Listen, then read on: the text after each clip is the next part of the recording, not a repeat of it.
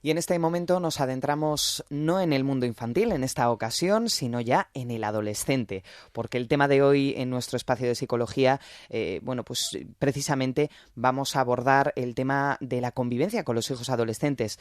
Miguel Díez, muy buenos días. Buenos días, Ana. Nuestro psicopedagogo del gabinete psicopedagógico Unifor, que como todo el verano, como todos los jueves, nos está acompañando para hablar de diversos temas. Hoy ya lo anunciábamos, esa convivencia que a veces se hace tan complicada con esos chicos que entran en la edad de la adolescencia, que de repente empiezan a dejar de contar las cosas en su casa y muchas veces se mueven por casa como si fueran auténticos desconocidos para sus padres. Sin duda, Ana.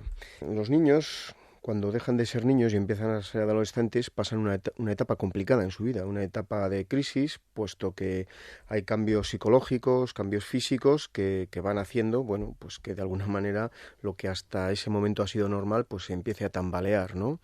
Hay cambios, como decía, fisiológicos y cambios en su contexto.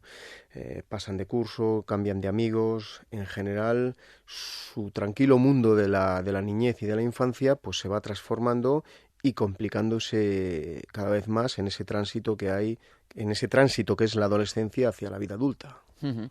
Y precisamente en esos cambios, ese no contar nada del que yo hablaba hace un momento, puede producir que, decíamos, los hijos parezcan desconocidos en casa y que esa falta de comunicación nos pueda pasar factura. ¿A qué se debe esa falta de comunicación con nuestros hijos?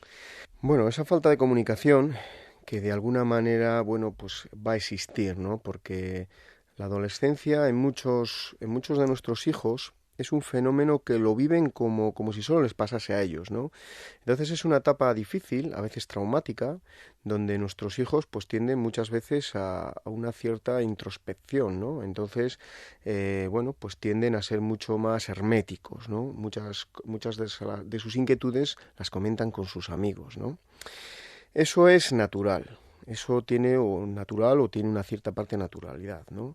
Ahora, nosotros hemos tenido que ser capaces, de alguna manera, ya desde la infancia, de establecer los suficientes vínculos de comunicación con nuestros hijos para que, de alguna manera, esos momentos naturales que decíamos que llegarán con la adolescencia, no sean, dijéramos, como tú bien decías antes, como tener un extraño en casa, sino que, pues pasemos una adolescencia, entre comillas, lo mejor posible, ¿no?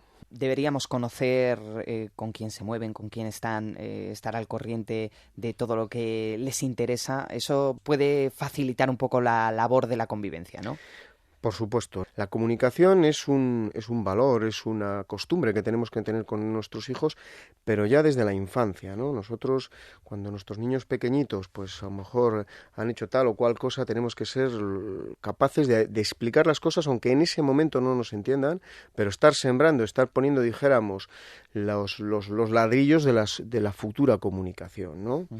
Entonces, pues en ese momento nosotros hemos tenido que ser capaces, por poner un ejemplo, ¿no?, de explicar el porqué de las cosas. Evidentemente, el por qué sí o el por qué lo digo yo no puede ser, dijéramos, el medio de comunicación con nuestros hijos, si queremos que haya una comunicación fluida, ¿no?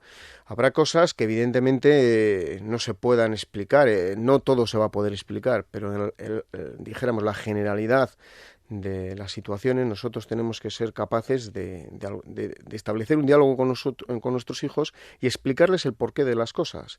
Y si eso lo hemos venido haciendo desde que eran pequeños, pues cuando sean mayores, evidentemente, esto va a ser mucho más fácil.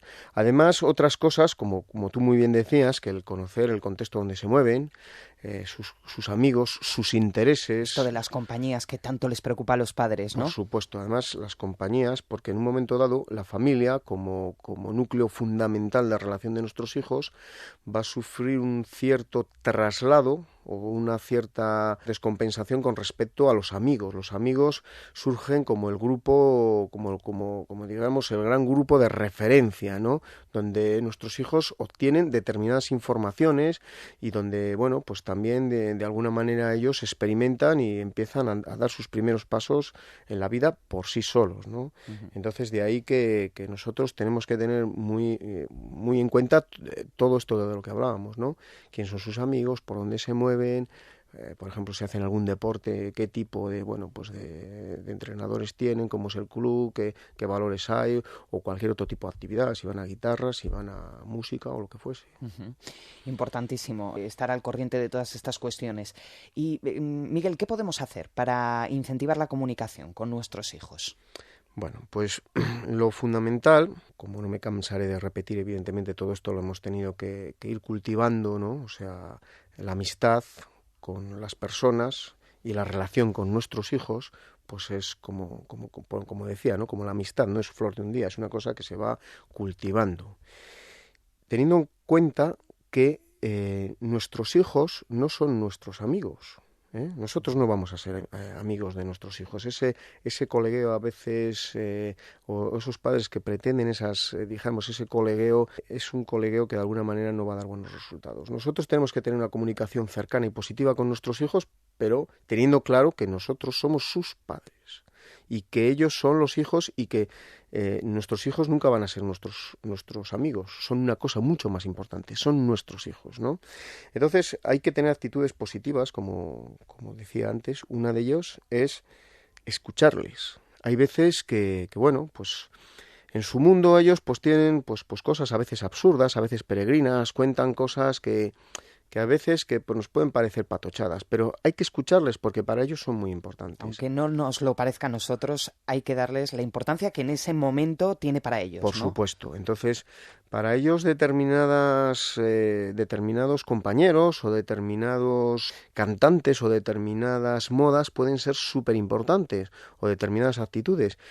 Nosotros sabemos a ciencia cierta que eso puede ser un absurdo y será cuestión de flor de un día o flor de 4 días, pero no por ello tenemos que minusvalorarlo, porque de alguna manera eso nos va a alejar de nuestros hijos. Tenemos que ser capaces de escucharles, de hablar nosotros menos, de escucharnos menos nosotros a nosotros mismos, ¿no? Y de escucharles más a ellos, ¿no? Uh-huh. También hay que pasar más tiempo con ellos de calidad. Tiempo de calidad, hay que precisar. ¿Qué es tiempo de calidad? Un tiempo de calidad no es pasar echándole la bronca a nuestros hijos. Te he dicho que tienes que hacer esto, que tienes que hacer lo otro, recoge. Eso no es tiempo de calidad. Una hora en la cual a nuestros hijos le estamos recordando las 300 cosas que tienen que hacer, pues habrá que hacerlo, por supuesto que habrá que hacerlo. Pero eso no es un tiempo de calidad. Un tiempo de calidad es cuando nosotros podemos comentar con nuestros hijos. Por supuesto que no hay que abdicar de las normas, sino hay que abdicar de que bueno, pues sean capaces de hacer lo que tienen que hacer en casa, por supuesto, sus hábitos de estudio, sus hábitos, sus tareas domésticas. Pero habrá un momento para lo que son las normas y la convivencia y el trabajo de cada uno, y hay otros momentos donde hay que ser capaz de ver más allá de todas esas cosas que a lo mejor nos pueden perturbar y escucharles. Tener un momento de calidad donde le preguntemos cómo le va en el equipo, cómo le va en las clases de música, cómo le va con sus amigos o cómo le va en clase, ¿no? Un rato del que podamos extraer algo positivo, ¿no? Sí, y donde de alguna manera él pueda contar todas esas cosas que a él le interesan, porque si no, bueno, pues entonces estamos alejándonos de nuestros hijos. Uh-huh.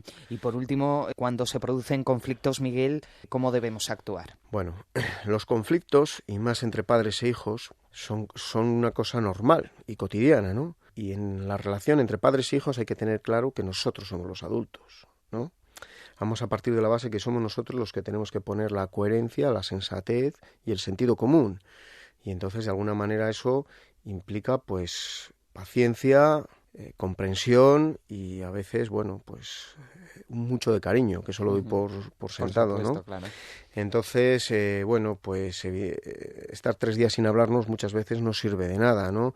Cuando los conflictos se enquistan, pues hay que ser capaz de tener una comunicación ágil. Hay veces que nuestros hijos son los que se cierran a cal y canto, ¿no? Nosotros tenemos que ser capaces de, como decía al principio, con una comunicación, con los adecuados cauces de comunicación con nuestros hijos desde pequeños, que de alguna manera, cuando llegan adolescentes, que es la verdadera etapa complicada, pues todas estas cosas sean lo suficientemente fluidas pues para evitar que nuestros hijos, como tú muy bien decías, sean unos fantasmas o unos extraños que se parecen a nosotros y llevan nuestros apellidos.